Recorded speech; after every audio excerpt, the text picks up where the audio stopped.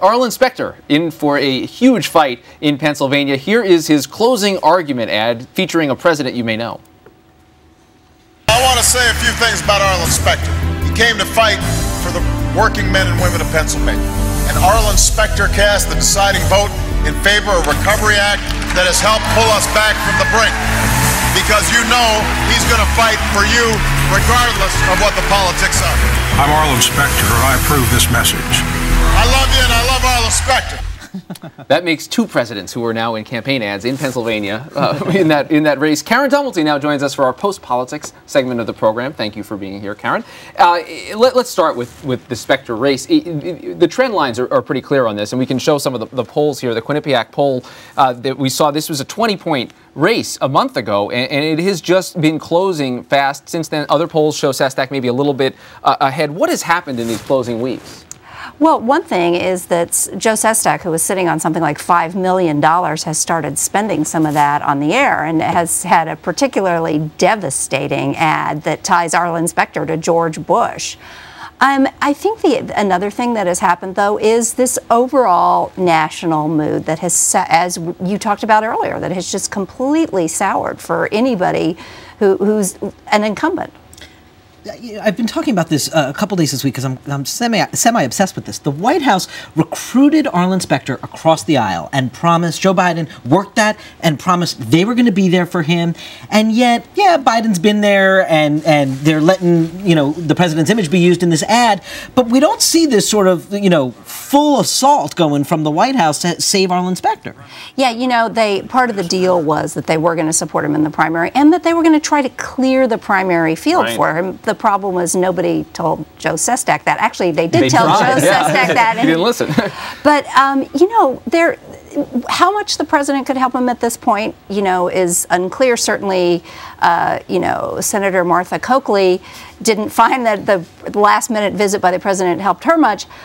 But I do think that were the president to apply himself and personally, it could help with things like, say, turning out African-American vote in Philadelphia. Well, the difference between Massachusetts, Virginia, New Jersey, and this is a primary we're talking about. And if there's a way to energize a base, you've got to think it would happen here. We put the question out to Twitter whether he should go in at the last moment at all, and Robert Gibbs, the White House press secretary, indicating that it's not likely to happen now. But he's going to own this race regardless, right? Oh, absolutely. And the other force that is at work here, of course, is Governor Ed Rendell and his machine, which has been, as best I can tell, really going full stop for Arlen Specter. Not the only incumbent in danger next Tuesday. There's also Blanche Lincoln down in Arkansas, who seems in some recent polling that she might be able to survive, at least make it into a runoff and maybe pull this thing out. But the entire labor community is behind Bill Halter. If they lose this, does labor have a lot of egg on its face? Well, first of all, let's face it, Arkansas is not exactly a state where labor is particularly strong. But the fact is, this primary challenge may be the best thing that has happened to Blanche Lincoln, because if she survives it, and, she's looking pretty strong to do that, I mean, this positions her as much more of a moderate going into the general. Briefly, Karen, I want to talk about the Supreme Court rollout. Your sense the White House is pretty happy with what they've seen so far. There's been some concerns, mostly from the left, in terms of what's in the record, what isn't there. It reminds me of Harriet Miers quite a bit. I think that this pick was meant to be a safe pick. Part of not having a judicial record means that your opponents don't have a lot of ammunition. So I think the reaction, I don't think it's so much that the left has any, except for some elements of it, some vocal misgivings.